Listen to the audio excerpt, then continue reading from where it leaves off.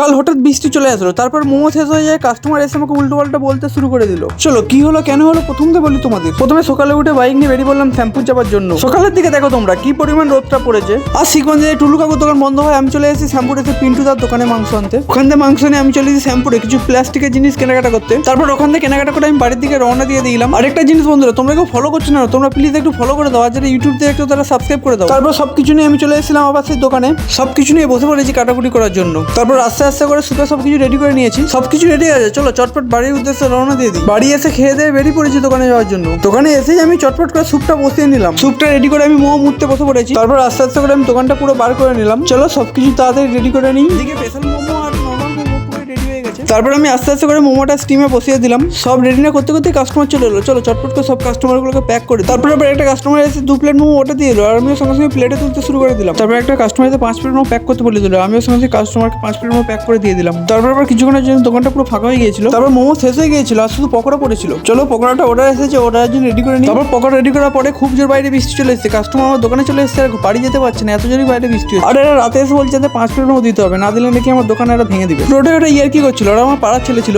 আজকের ব্লগটা এতটাই থাক, দেখা হচ্ছে কালকের ব্লগে। আজকের জন্য সবাইকে টাটা বাই বাই।